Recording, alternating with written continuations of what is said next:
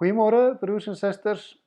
Ek het nooit gedink ek sal die hele gemeente in my studeerkamer ontvang nie, maar in die besondere omstandighede waaronder ons leef, is dit die enigste manier waarop ons 'n erediens kan uitsaai. Dit is my hoop en bede dat dit met u almal baie goed gaan, dat die Here u bewaar en dat hierdie uitsaaidiens vir u ook 'n seën mag meebring. Weet dat ek en Dominee De Wet in hierdie tyd steeds telefonies beskikbaar is as u ons dalk nodig kry. Ons gaan vandag in die preek Markus 2 behandel. U kan solank as u dit nog nie gedoen het nie, die Bybels gaan haal en dit daar oopmaak by Markus 2. Ons nuusbrief, die Ons Kandelaar, word ook elektronies uitgestuur aan almal wie se e-posadresse ons het. Laat weet asseblief vir Janet as u dit nie ontvang het nie. Sy bedryf steeds die kerkkantoor, maar soos ons almal dan van die huis af. Sy kan wel ook oproepe na die kerkkantoor se nommer by haar huis ontvang. 'n Paar van die aankondigings wat ek vir u wil uitlig, is dat sowel broeder Paul Du Plessis as Suster Heilie van der Merwe nog in die hospitaal aansterk na hulle onderskeie operasies. Suster Rita Verwy ondergaan DV Dinsdag 'n rugoperasie. Mag die Here dit ook gebruik om vir haar verligting te bring. Ons vra ook u voorbidding vir al ons lidmate wat in die gesondheidsbedryf werk. Hulle staan aan die voorpunt van die stryd teen hierdie coronavirus. Ons dink ook aan broeder Gavin Stein wat nie baie gesond is nie. Die kollektes vandag is vir 3 sake bestem: vir die kerkkas, vir Jeugsorg Nasionaal en vir barmhartigheid. In hierdie verband is daar vir u 3 opsies. U kan die SnapScan toepassing gebruik. Die QR-kode is in die Ons Kandelaar, of u kan 'n elektroniese oorbetaling in die kerk se rekening doen, maar dan moet u net baie duidelik merk waarvoor die bydrae bestem is, vir barmhartigheid of jeugsorg of kerkkas. Of u kan u bydrae eenkant in 'n koevertjie sit en dit bære totdat ons weer as gemeente kan saamkom. Mag die Here gee dat dit ook gou weer moontlik sal wees. Ons word 'n oomblik stil en dan verklaar ons afhanklikheid van die Here.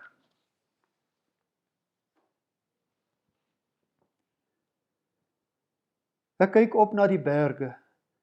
Waar sal my hulp vandaan kom? My hulp kom van die Here wat hemel en aarde geskaap het, wat getrou bly tot in ewigheid, wat nooit die werk van sy hande laat vaar nie. Geliefde gemeente, genade vir julle en vrede van God ons Vader, deur ons Here Jesus Christus, in die gemeenskap van die Heilige Gees. Amen. Ons oordink saam die woorde van Psalm 27, soos Tosius dit beruim het. God is my lig, my heil, ek sal nie vrees nie. Hy is die Heer wat hulp verskaf in nood. My lewenskrag, ek hoef nie vervaard te wees nie, want by die Heer is uitkoms teen die dood. As bendes my omring, 'n wilde hoop, in woeste vaart op my kom aangeloop, dan struikel hulle wat my vlees wou eet en stort ter neer, omdat hulle God vergeet. Al bou 'n leer om my heen sy walle, om my te vang, alreeds ten dood gewy, al kom 'n oorlog met sy duisendtalle, ek sal nie vrees, op God verlaat ek my. Een ding, dit het ek allermees begeer, om in die huis, solank ek leef, o Heer, te woon, en daar in stilheid wag te hou, te pyns, waar ek u lieflikheid aanskou. Ons gaan nou ons geloof bely, 'n geloof wat ons saam met alle Christene oor die hele aarde deel. En ek nooi u uit, as u die woorde ken, dan kan u dit daar by die huis hardop saam met my sê. Ek glo in God die Vader, die Almagtige, die Skepper van hemel en aarde, en in Jesus Christus, sy eniggebore Seun, ons Here, wat ontvang is van die Heilige Gees, gebore uit die maagd Maria, wat gelei het onder Pontius Pilatus, gekruisig is, gesterf het en begrawe is, wat die angste van die hel tot in die dood toe ondergaan het, wat op die 3de dag opgestaan het uit die dood, opgevaar het na die hemel en sit aan die regterhand van God, die almagtige Vader, waarvandaan hy sal kom om die lewendes en die dooies te oordeel. Ek glo in die Heilige Gees. Ek glo aan 'n heilige algemene Christelike kerk, die gemeenskap van die heiliges, die vergifnis van sondes, die opstanding van die liggaam en 'n ewige lewe. Amen. Ons het nou bely wat ons van God glo. Kom ons luister ook nou na dit wat God van ons verwag. U sal weet dat die wet van die Here in 2 tafels verdeel word. Die eerste tafel, wat ons aan God verskuldig is. Tweede tafel, wat ons aan ons naaste verskuldig is. Vir die eerste tafel van die wet, lees ek vir u die eerste 5 verse van Skrifberuiming 9:2.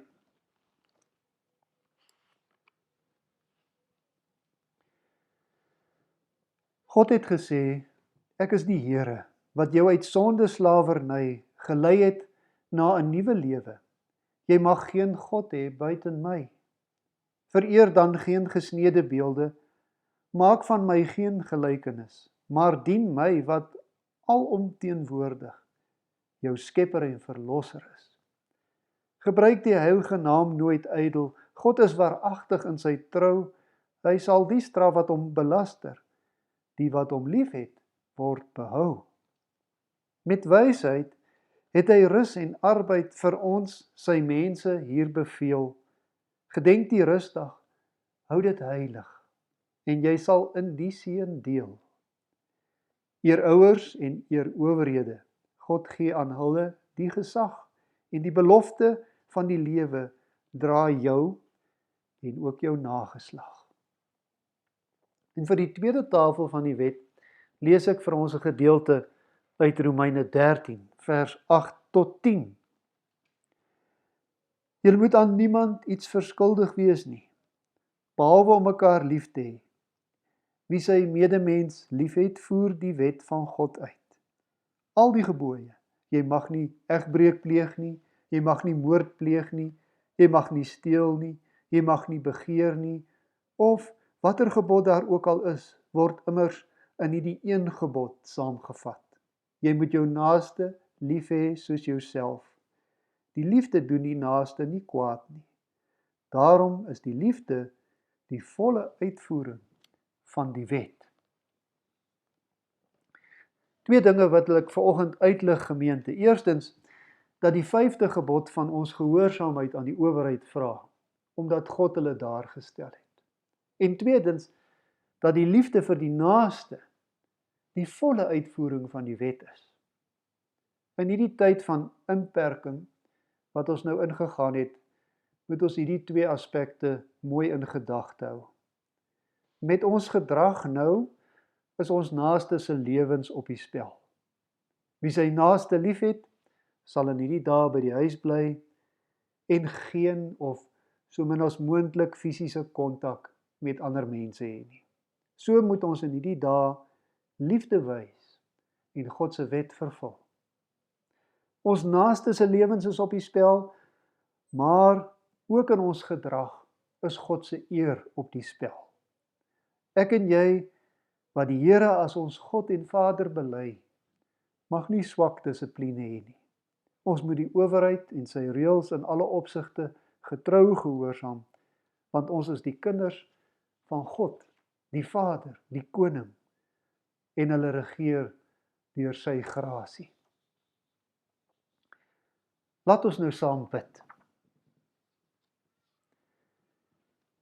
Hemelse God en Vader, ons kom in hierdie besondere omstandighede tot U, wat die beskikker van ons deel en lot is. Niks gebeur sonder U toelating nie, Here. Ons wil U loof en prys, want U tree met wysheid op. Ook as ons beproef word, Here, dan wil ons ons in nederigheid onderwerp en wil ons saam met al die gelowiges sê, wat die Here beskik is goed en sy raad is wonderlik. Ons bid van U die genade wat nodig is, om in hierdie dae getrou volgens U woord te bly leef, om in ons gedrag liefde teenoor ons naaste te betoon, en ook U naam te eer, deur gehoorsaam te wees aan die owerhede wat U oor ons gestel het.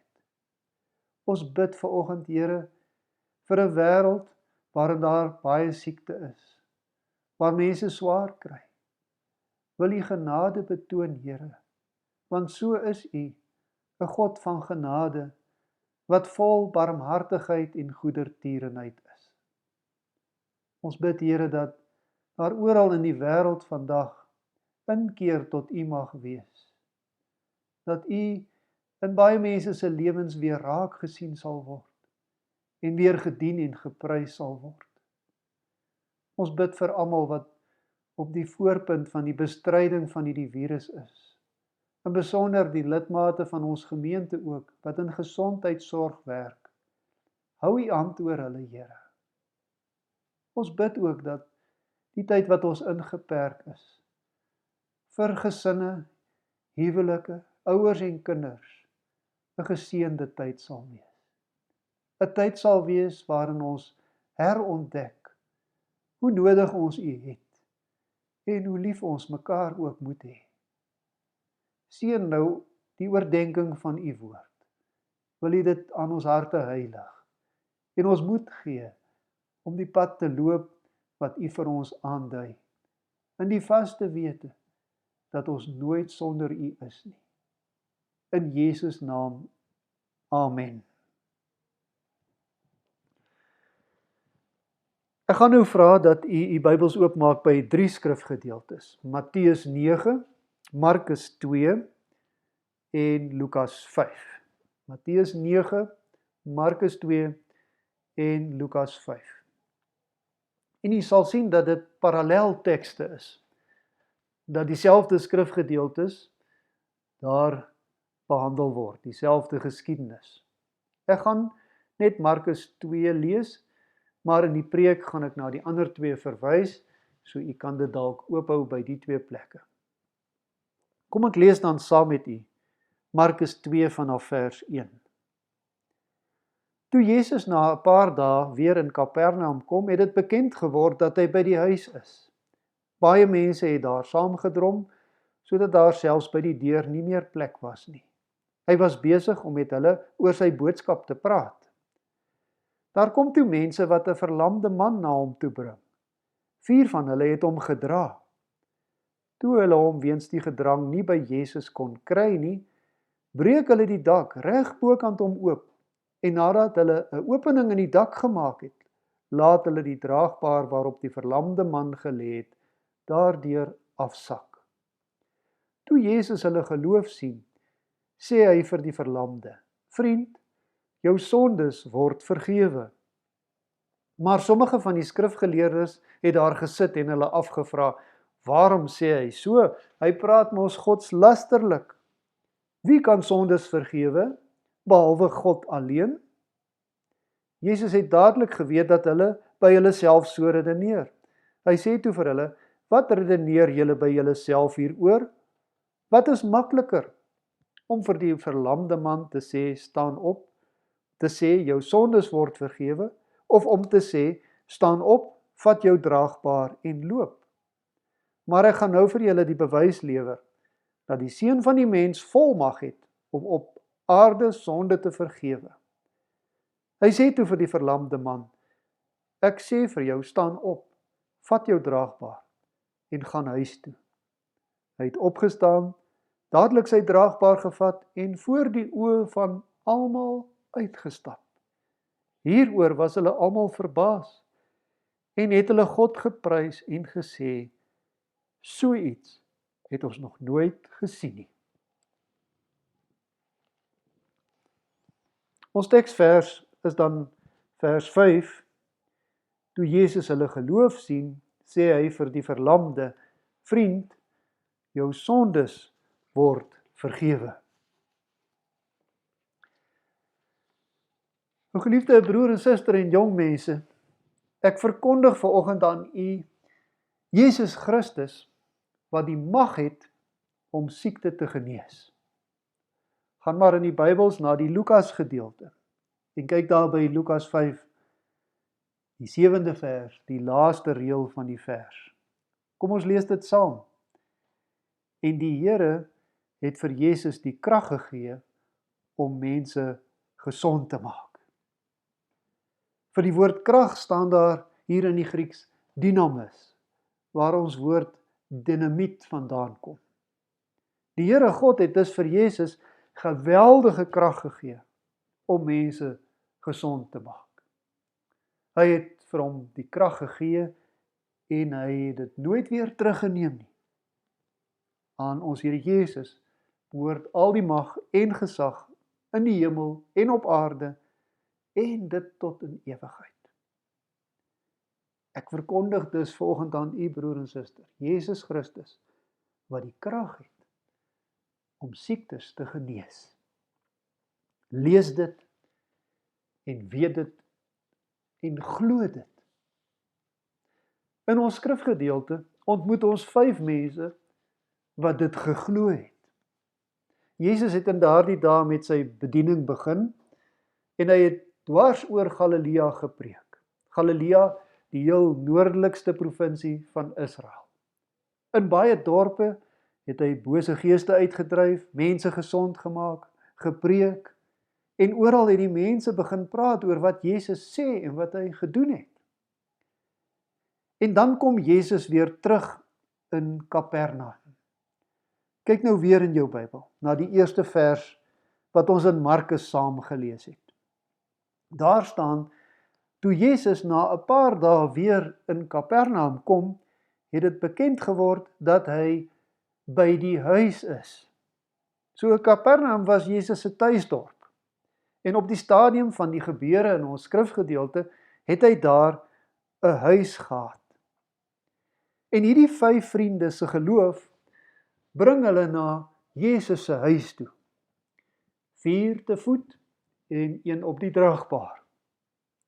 Waarskynlik was hulle van dieselfde dorp as Jesus, ook van Kapernaum, heel moontlik bekendes. Ons weet nie. Maar hierdie 5 vriende kom by Jesus. Ek wil dit later in die preek weer noem, broer en suster, maar hier sien ons die groot waarde van gelowige vriende. Op hierdie stadium wil ek graag vir ons jong mense sê, kyk, hier sien jy nou wat 'n goeie vriend is en wat 'n goeie vriend doen. 'n Mens kry in die lewe goeie vriende, maar ook slegte vriende.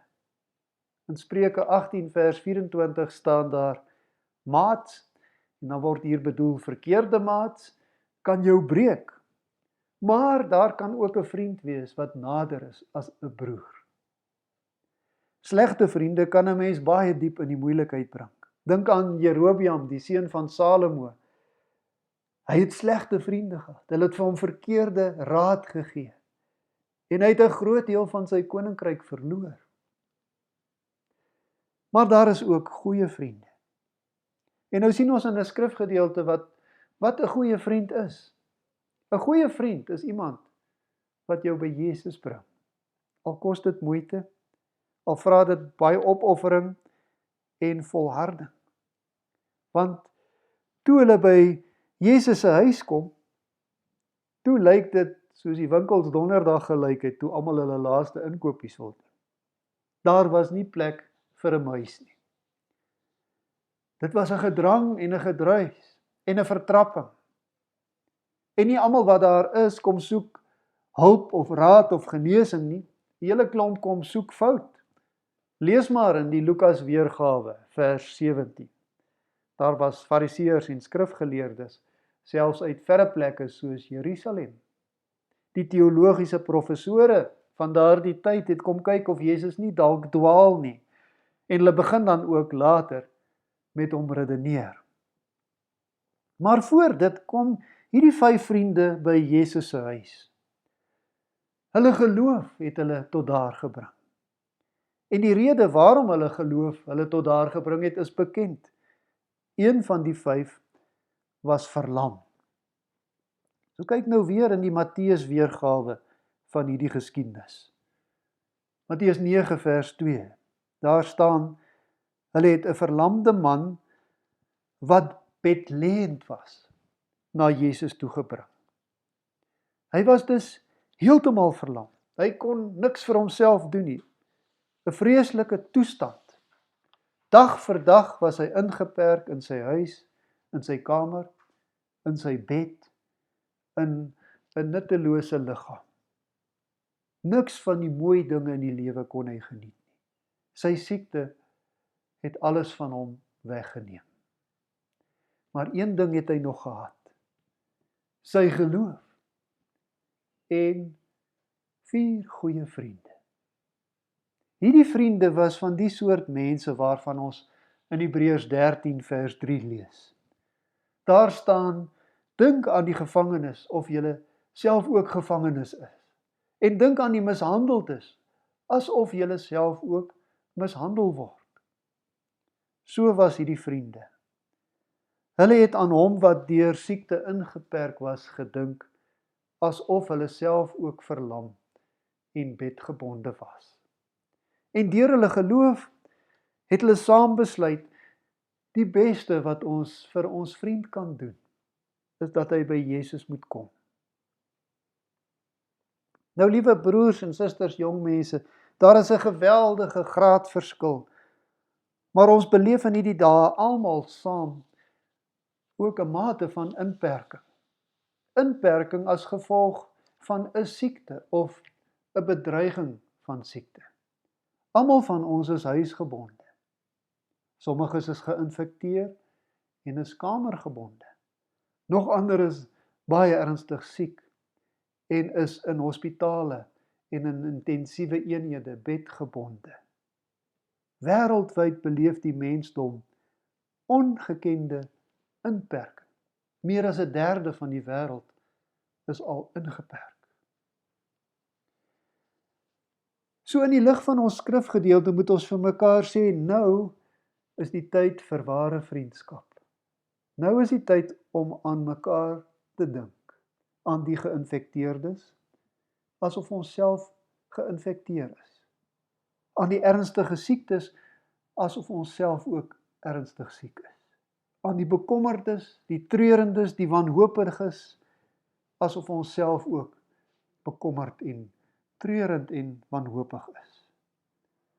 Ons moet dink aan die dokters en verpleegsters wat op die voorfront veg en wat elke dag blootgestel word, asof ons ook self elke dag sulke blootstelling beleef. Nou is die tyd om al daardie mense in gelowige gebed op te tel en hulle na Jesus toe te bring. As daar maar geloof is.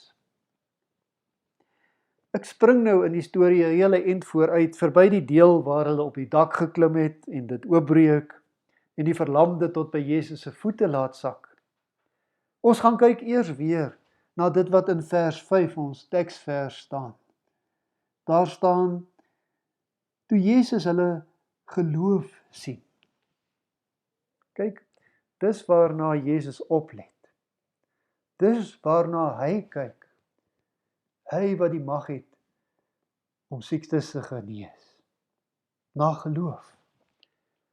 Ons dink aan mekaar en ons doen vir mekaar, moet dis 'n dink en doen in die geloof wees. Daar staan nie Jesus het die skade aan sy dak opgemerk, of toe Jesus hulle solidariteit sien, of hulle vriendskap sien, of hulle meelewing sien, en al die moeite en opoffering wat daarmee gepaard gegaan het sien nie. Al hierdie dinge was ooglopend daar. Maar vir Jesus is iets anders belangrik. Jesus kyk met ekstra oë tot in die hart. Toe Jesus hulle geloof sien. En let op die meervoud, hulle geloof. Nie net die verlamde man se geloof nie. Almal se geloof is in 'n staat van inperking belangrik. Die siekes en die gesondes, wat die siekes na Jesus toe moet bring. Die oproepe om solidariteit en om aan mekaar te dink, klink in hierdie dae uit baie monde. Politici, ekonome, volks- en burgerregte leiers, alle godsdienste, selfs ook afgodsdienste sê dit, die hele wêreld roep uit. Kom ons staan saam, kom ons dink aan mekaar. Maar uit ons skrifgedeelte klink dit anders. Dink in die geloof aan mekaar. Toe Jesus hulle geloof sien. Die groot vraag in dit wat ons in hierdie dae doen, wat ons vir onsself doen, wat ons vir ander doen, is dus die vraag of ons dit in die geloof doen. En weet jy broer en suster, dis nou een van die winste, die wonder van inperking. Wanneer ons met inperking te doen kry, dan is dit of ons lewe 'n bietjie afgeskil word. Baie van die dinge wat ons as vanselfsprekend beskou het, word weggeneem en is nie meer vanselfsprekend nie. Die sport wat ons altyd so geniet, is nou nie meer daar nie. Selfs die dominee kan nie meer op sy draffie gaan nie. Die skole en universiteite wat 'n geweldige invloed op ons lewe en op ons dagprogram het, is gesluit. Min van ons kan nog na sy of haar werk toe gaan. Ons vriende, ons kinders, ons kleinkinders kan nie vir ons kom kuier nie. Ons sosiale lewe is stol. En wat ek amper die meeste mis is dat ons nie as gemeente kan saamkom om tot God se eer te sing en na sy woord te luister nie. Stadig aan begin ons ietsie beleef van wat die verlamde man in ons skrifgedeelte beleef. Laag vir laag word ons lewe afgeskil. Ons kan daar niks aan doen nie. Ons wêreld word kleiner. Nou een groot vraag, liewe broer en suster, wil ek in hierdie omstandighede vir jou vra. Ek wil vra, is jy 'n perske? Of is jy 'n ui? Kyk, 'n mens kan 'n ui afskil. En 'n ui het baie laag. Maar as jy die ui klaar afgeskil het, dan bly daar niks oor nie. Waarskynlik net trane in jou oë. Maar as jy 'n perske afskil, as jy die vel verwyder en jy vat die heerlike vleis weg, dan broer en suster, bly daar 'n pit oor. En weet jy, die wonder van hierdie pit is, daar sit in hierdie pit 'n hele perskeboom. As jy die pit plant en dit ontkiem en groei, dan word dit 'n boom wat in sy leeftyd honderde, selfs duisende perskes kan dra. So ek vra, is jy 'n ui of is jy 'n perske? Ons lees toe Jesus hulle geloof sien. Jesus het gesien, hierdie 5 vriende is perskes. In hulle is daar die put van die geloof. En as 'n mens so na 'n put kyk, geliefdes, wie kan sê daar sit in hierdie put die belofte van die hele boom? Wie sal dit verwag? En tog is dit so, gaan plant hom maar. So kom hierdie 5 vriende na Jesus toe, met 'n onsigbare verwagting, met 'n blinde vertroue op 'n vae belofte, op dit wat hulle nie kan sien nie, en wat vir hulle toenemend moeiliker word en onmoontlik lyk. En tog Jesus reageer daarop. Hy reageer daarop, want hy self is die kern, hy self is die bron van daardie nuwe lewe wat in die put van die geloof skuil. Ek lees nou vir u die eerste paar verse van die Johannes-evangelie. Dis bekende stof. In die begin was die woord daar, en die woord was by God, en die woord was self God. Hy was reeds in die begin by God. Alles het deur hom tot stand gekom. Ja, nie 'n enkele ding wat bestaan het sonder hom tot stand gekom nie. En nou, in hom was daar lewe. En die lewe was die lig vir die mense. Die lig skyn in die duisternis. Die duisternis kon dit nie uitdoof nie. Jesus, die bron van lewe. Dis die lig wat in duister tye skyn en wat nie deur die duisternis uitgedoof kan word nie. En geloof broeder en suster, is die vaste vertroue op hierdie belofte dat daar lewe in Jesus is, vir ewig, 'n nuwe begin wat vir altyd aanhou. Ons leef in die dae van inperking. Dis onaangenaam. Ons word almal 'n bietjie afgeskil. Broer en suster, as 'n ui afgeskil word, is dit vir hom die einde. Vir 'n perske om afgeskil te word, is dit die begin van 'n wonderliker, nuwer, groter, beter lewe. As God in jou die put van geloof gegee het, en so ken ek u broer en suster, as jy die genade ontvang het om deur die werking van die Heilige Gees te mag glo en te kan glo dat daar by Jesus en in Jesus nuwe lewe is, dan is dit nou die tyd om af te skil en weer te ontdek dat dit die heel belangrikste saak in jou lewe is. Dat dit die put van jou bestaan is. En ook dat ons die groot roeping en taak het om mekaar in hierdie dae weer onder die besef van hierdie waarheid te bring. Kyk hoe begin Jesus in die lewe van hierdie verlamde man, die belofte van nuwe lewe sigbaar maak. Lees weer saam met my die teksvers, vers 5. Toe Jesus hulle geloof sien, sê hy vir die verlamde, vriend, jou sondes word vergewe. Die ou vertaling sê, is vergewe. Daar begin Jesus, by die vergifnis van sonde. Dis nie wat hierdie 5 vriende gedink het nodig is nie. En dis nie eintlik waarvoor hulle gekom het nie. Maar Jesus weet, as die put van hulle geloof moet ontkiem, as die nuwe lewe waarvan hy die bron is, sigbaar moet word, dan moet die ou lewe agtergelaat word. Dan moet daar korte mette met die sonde gemaak word. Party mense voer in die lig van ons skrifgedeelte lang debatte oor die verhouding tussen siekte en sonde, en sê dis dan oor hierdie man se groot of baie sondes dat hy verlam was, en almal wat dan vandag siek word of geïnfekteer word, moet weet, dis hulle sondes wat hulle inhaal, en dis God se straf. Maar liewe gemeente, dis nie waaroor dit in ons skrifgedeelte gaan nie. Let op, die verlamde man se sondes was klaar deur Jesus vergewe.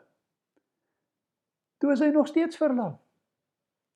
Dis eers na die debat met die skrifgeleerdes dat Jesus hom laat opstaan en loop as 'n bewys van sy volmag. Kyk maar in vers 10. Ons is almal sondaars, broers en susters. Ons verdien almal om siek te wees.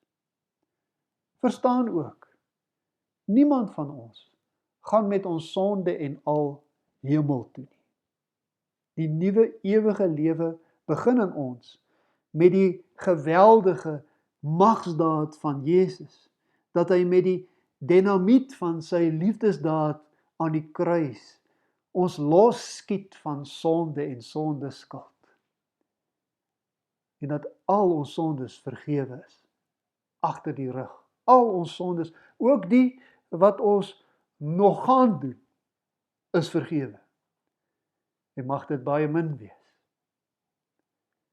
Dis wonderlik, broer en suster, want niks verlam 'n mens regtig so sonde nie. Geloof ontkiem, die nuwe lewe begin, waar die vergewing van sondes in die geloof aanvaar en 'n werklikheid word. Ons roeping in hierdie dae is om mekaar en die wêreld te bring aan die voete van hom, by wie daar vergewing van sonde is. Al moet ons 'n draagbaar daarvoor gebruik.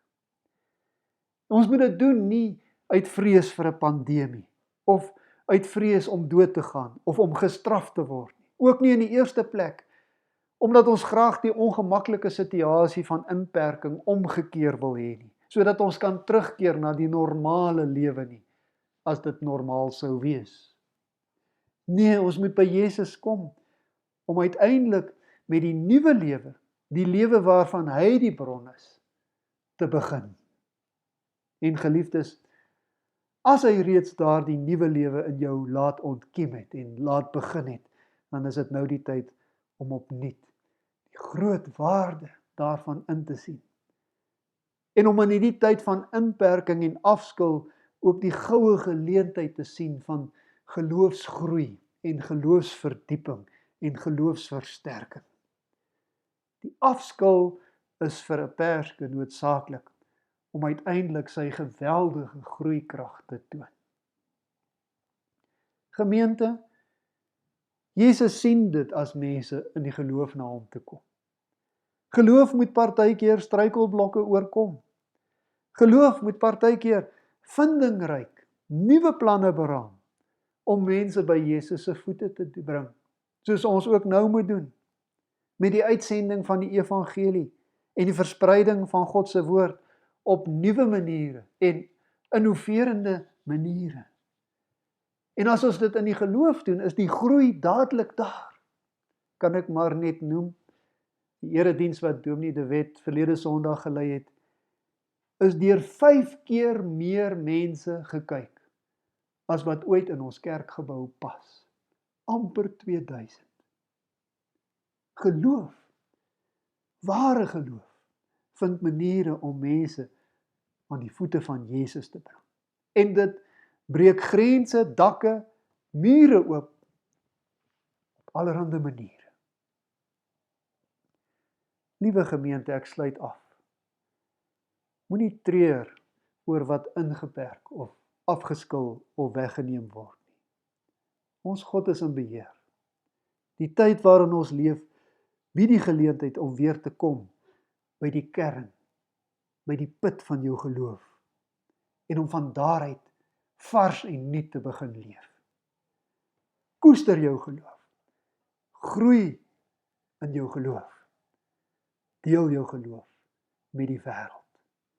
Want daardie geloof bring ons by Jesus, wat op grond van sy verdienste aan die kruis die volmag het om sondes te vergewe, die geweldige dinamis krag het om 'n nuwe lewe te laat uitspruit. Bid vir mekaar in hierdie dae.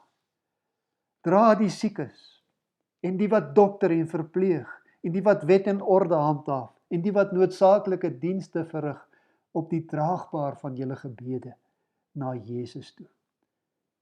Maar doen dit gelowig.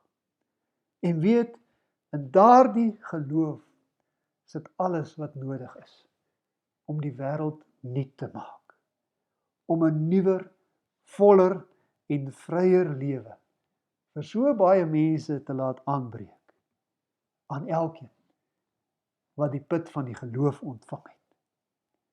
Ja, daardie lewe is soveel voller en beter, dat ons soos die mense aan die einde van ons skrifgedeelte God daarvoor sal kan loof en prys, en saam met baie oor die hele wêreld sal kan sê, waarlik, so iets het ons nog nooit gesien nie. Kom ons dank nou saam. Vader, ons dankie dat ons in hierdie dae teruggedwing word op ons geloof. En dat ons mag weet hoe 'n geweldige krag dit is. Dat dit die poort is na 'n nuwe en voller en beter lewe. Here, help dat ons nie alleen hierdie waarheid sal ontdek nie, maar dat deur ons ook ander dit mag vind. Wil U deur die kragtige werking van die Heilige Gees, die wonder van die woord, oor die hele wêreld versprei. En wil U die bymekaar maak wat aan U behoort. Hoor ons gebed, Here, as ons mense vanoggend aan U opdra. Here, ons weet, ons hoef nie dakke oop te breek nie. Ons weet, die hemel is oop. Ons weet, Die hemel was net een keer toe, bokant Golgotha. Maar deur dit wat daar gebeur het ons 'n oop hemel.